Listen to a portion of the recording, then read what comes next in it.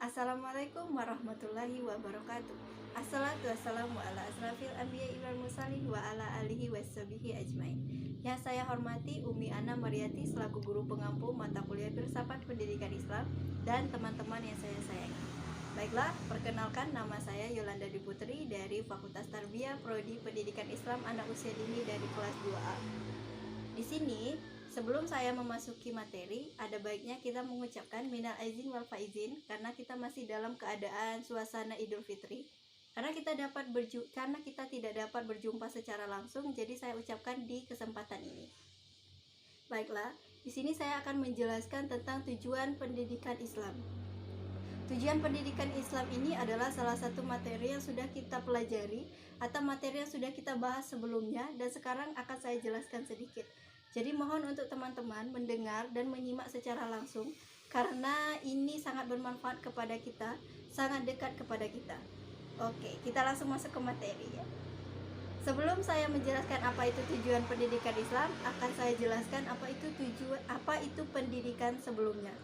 Oke, pendidikan di sini dijelaskan adalah suatu proses pembelajaran dari hal yang belum kita tahu menjadi hal yang kita tahu, yang dimana proses ini bertujuan untuk menjadi suatu kebanggaan atau suatu proses jembatan di masa depan. Teman-teman setuju kan apa yang saya ucapkan tentang pendidikan tadi? Oke, kita langsung masuk ke materi yang berikutnya, yaitu tujuan pendidikan Islam. Di sini ada 3 tujuan pendidikan Islam. Yang pertama, tujuan akhir, yang kedua tujuan umum, dan yang ketiga tujuan khusus. Akan saya jelaskan ketiga-tiga materinya ini secara singkat dan rinci untuk teman-teman agar mudah dipahami. Yang pertama, tujuan akhir.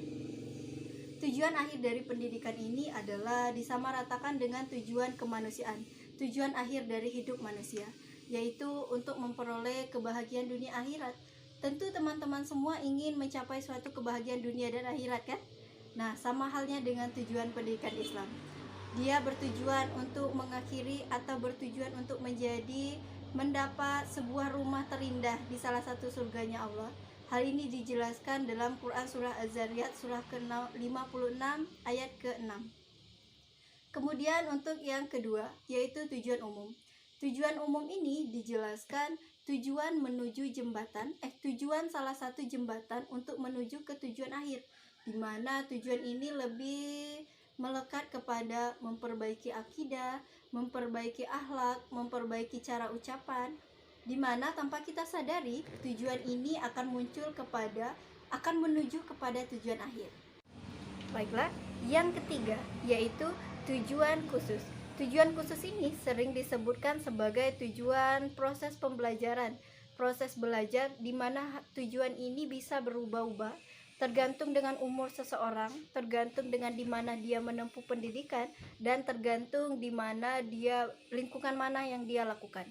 Misalnya, seseorang yang menempuh pendidikan untuk tingkat SMP, dia menempuh jalur pendidikan sekolah formal, sekolah yang tidak melatar belakangi agama, dan kemudian di SMA dia memutuskan untuk masuk ke sebuah sekolah di mana sekolah itu melatar belakangi sekolah agama, misalnya seperti madrasah atau pondok pesantren sekalipun. Di SMP dia tidak mendapat pelajaran yang dimana agamanya hanya sedikit, agamanya hanya agama umum.